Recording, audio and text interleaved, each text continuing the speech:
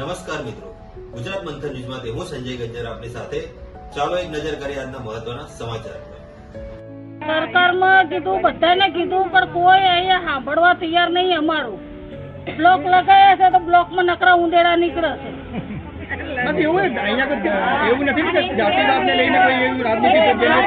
જાતિવાદ અમારો કોઈ નહીં, અમારો એક જ પરિવાર છે. બધો એક પરિવાર જેમ જ રહીએ છે. મારા ઘેર પાણી ના આવે ને તમે એમના ઘેર ભરીએ છીએ.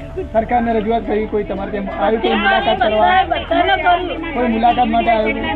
કોઈ આવતું નહીં. આવે છે પાણી જોઈને જતા રહે છે, બીજી વખત કોઈ આવતું નહીં.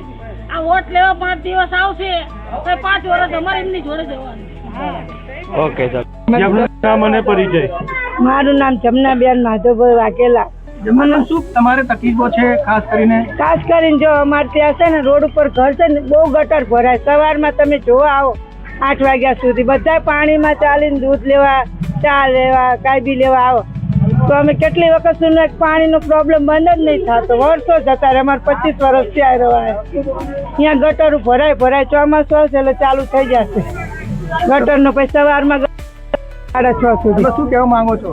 હા, એમ કે અમારા ગટરનો પ્રોબ્લેમ ઓછો થાય કેવા માંગીએ છીએ. નામ અને પરિચય?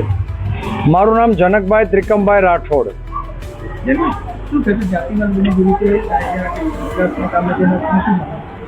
વિકાસના કામોમાં એવું છે કે અમારા સમાજના કાઉન્સિલરો હોય પણ એમના જે પાર્ટીના ઉપરથી આકાઓ કે એટલું જ કામ કરતા હોય છે. દાખલા તરીકે આજે અમારી તમે સૌગણનગરથી લઈ લો તો આનંદ એપાર્ટમેન્ટ સુધી ક્યાંય પણ હજી ગટરોની સમસ્યા એવી ને એવી છે. રોડ રસ્તાની પણ એવી છે. પથ્થર પેવિંગ કોઈ કામ જ થયા નથી. અને જો પથ્થર પેવિંગના કામ થયા તો હવળા પથરા કરવામાં આવે છે, બાકી કશું જ થયું નથી. આજે અમારું આનંદ એપાર્ટમેન્ટ છે કે અહીંયા આનંદ એપાર્ટમેન્ટ ને મંગલદીપ એપાર્ટમેન્ટ, બે એપાર્ટમેન્ટની અંદર આજની તારીખમાં ગટર અને પાણીની સખત સમસ્યા છે. ત્યાં આજની તારીખમાં ટેન્કર રાજ છે.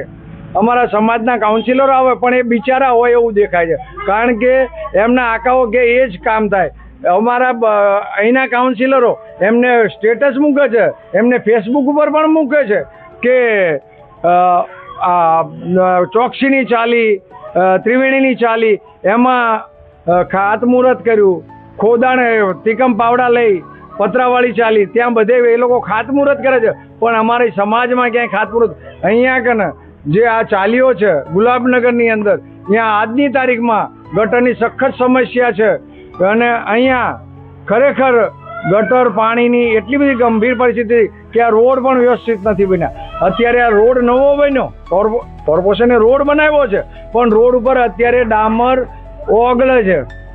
હજી 1.5 મહિનો થયો ગયો, હજી બીજું પેવર નાખવાનું, હજી બીજું પેવર પણ નાખ્યું નથી. હવે એમના મેં રોડ પાસ થઈ ગયા છે એવું લાગી રહ્યું છે.